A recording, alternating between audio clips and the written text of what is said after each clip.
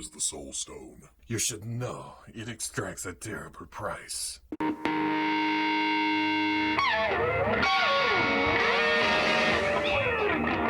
Okay people, welcome back.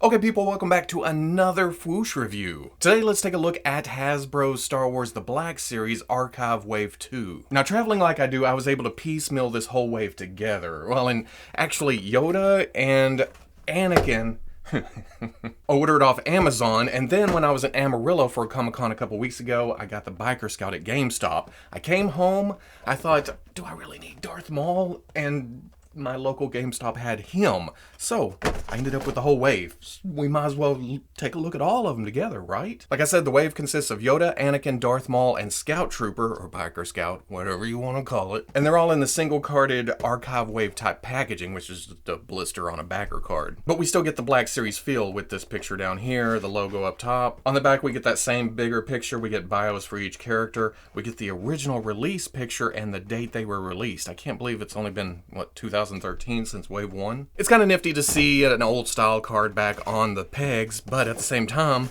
it's a little bit more destructive to get these open. Yes, I know, I can slit the bottom, I can slide them out, but I'm just here for the toys. I don't care about the packaging. It's getting rid of. So let's take a look at Darth Maul first.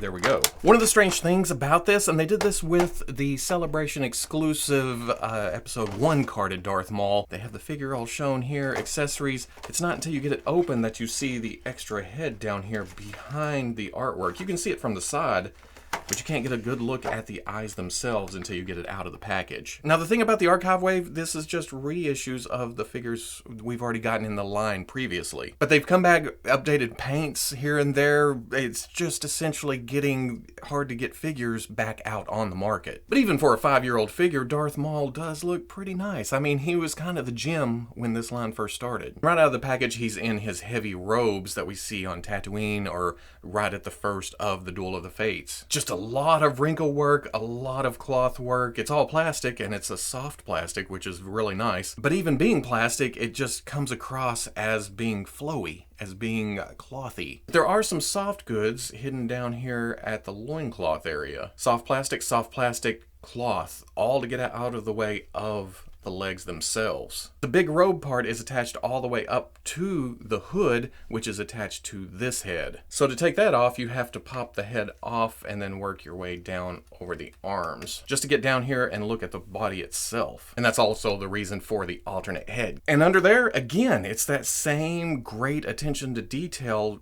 on something that could be, well, should be pretty boring. It's just black robes, black baggy pants, black boots, black gloves. But at this point, this look is so iconic that you can't help going, man, that's a hell of an action figure right there. And even for being 5 years old, the articulation here is still pretty good. They were still doing a hinge with a ball on top back then. You can look up, you can look down. There's some swivel, not a lot of tilt. Shoulder hinges up, rotates around. Hinge and swivel at the elbow, not the greatest because of all the billowiness here. Then that swivels. They did do up and down hinge at the wrist for a weapon holding hand. Ball joint at the waist gets pretty good movement. Soft plastic, soft goods, leg comes all the way up. Out, not the greatest side kicker, which is a shame for Ray Park. There's a swivel at the thigh. Double knee utilizes the big chunky Black Series knees that go kind of flat whenever you bend it, but he can kick his own Maul ass. Hinge at the ankle goes back, goes forward, and then forward facing pin for rocker. In the package, his lightsaber is in halves. It's red, it's got the gray on the handle, some red buttons, some black paint detail, but then you'll see there's a shape to the peg and the peg hole. You got to put that in the right direction with kind of a crook in it. It is soft material. It does like to bend around, but that also means you can heat it up. And then he comes with his binoculars, or whatever these are called.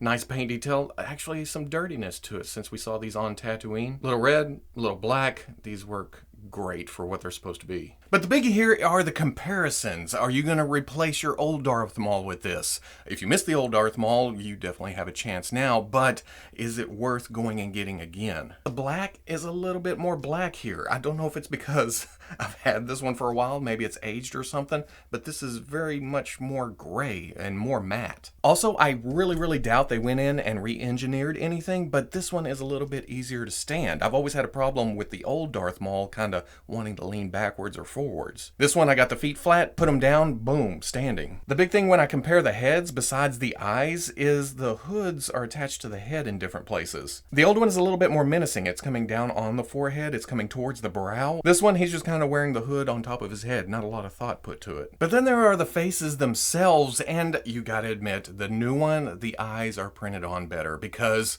keyword being printed. Don't get me wrong, the old one looks great for being painted on, but there's something a little bit more menacing to the new one. The red on the new one is also just a shade darker, but the actual design itself is a little bit screwballed, I think. The line coming from the nose down to the cheek and then back up to the eye is supposed to be all attached. That's not how it is on the new head. It actually breaks below the eye right there, and then it just seems in the wrong spot. On the old one, it's a little bit off too, but at least it comes up and attaches to the eye. But if you can look past that, you know, the general design of the face itself, this is the meaner looking head. When it comes to the unmasked head though, I kinda custom foddered my old one. But all I did was darken the red a little bit to make it match my paint job on the body, so the basic elements are still there. When it comes to that though, you'll notice the new one, the eyes are more realistic, but you have the same problem with the face tattoos. They don't attach where they're supposed to. They're not exactly where they need to be. The old one was a little bit better in attaching it together, but still off. And then comparing to the Bandai SH Figuarts Darth Maul,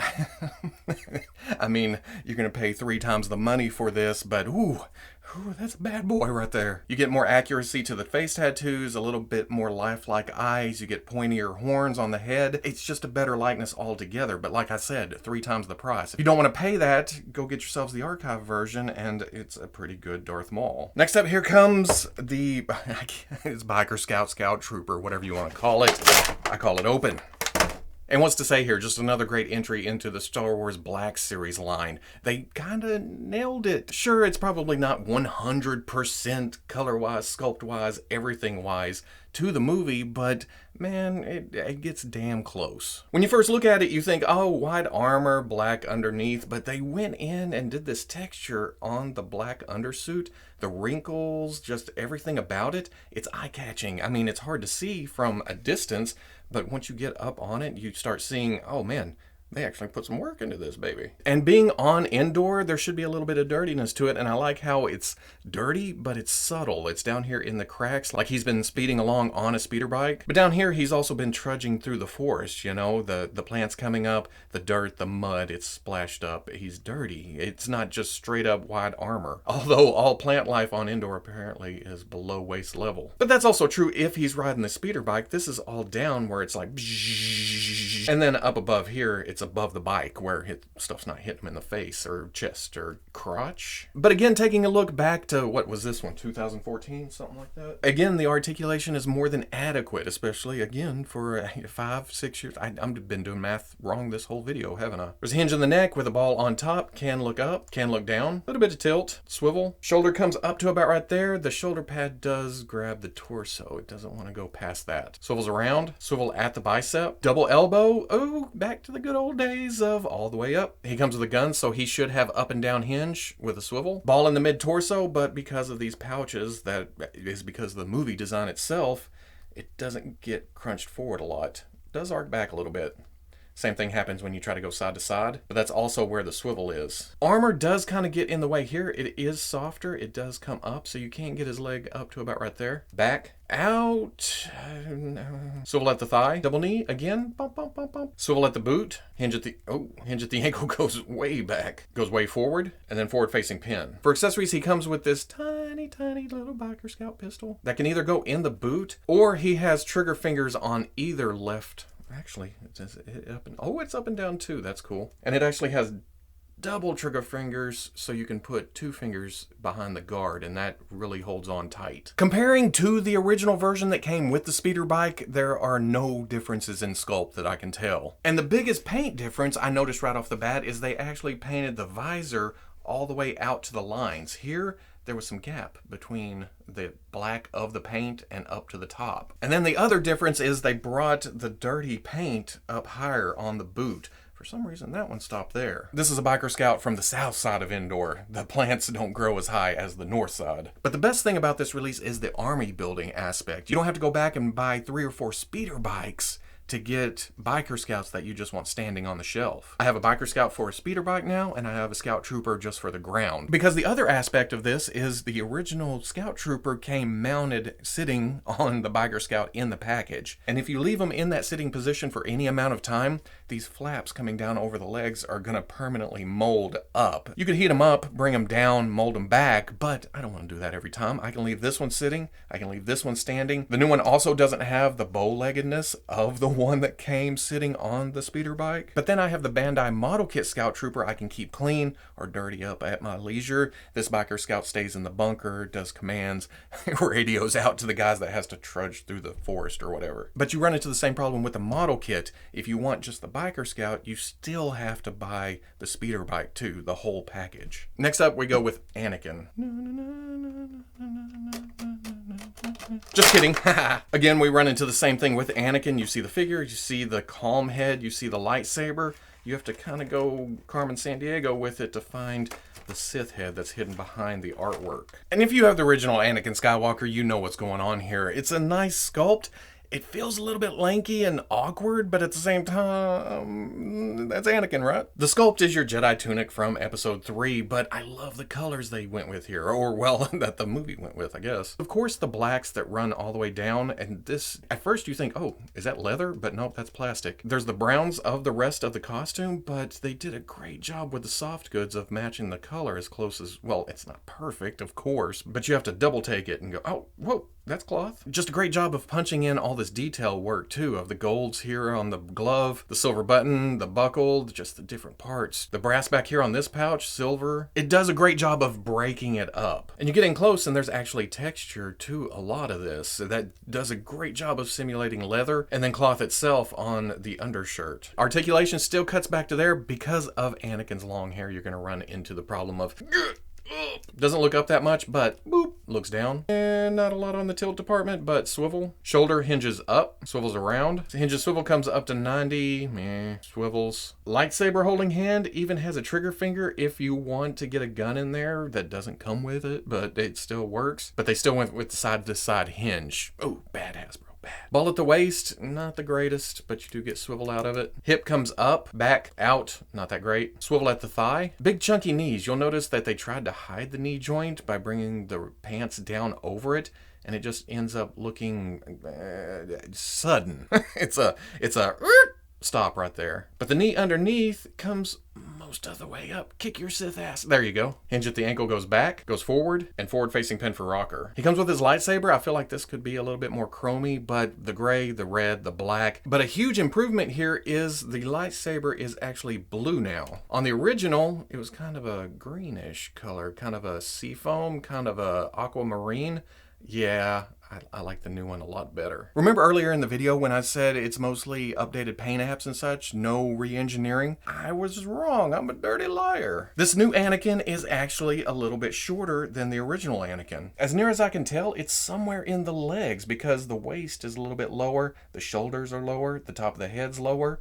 I don't know, this looks a little bit more realistic. Like Darth Maul, you'll also see some sheen differences. They actually dulled the leather here on the new one compared to the glossiness here, and may have darkened the brown just a shade. But of course, here's the updated photo reel to the face. Still not the perfect Hayden Christensen likeness ever, but it's definitely more lifelike. Here's your animated Clone Wars Anakin, and here's more of your movie-style Anakin. But then there's also the Sith head, and this looks a little bit more Sith-y than I remember it being in the movie. But it's a lot more realistic with the photoreal eyes. The hair looks nice. They did some paint wash to it. Unfortunately, I can't seem to find my original Anakin Sith head that had the same kind of painted dot eyes as this one. But I guarantee this one looks better. And what's crazy is they shortened it down to almost the Bandai SH Figure Arts Anakin size. These are almost comparable now. Don't get me wrong. Again, 3 times the price. It's gonna look better, but if you don't want to pay that,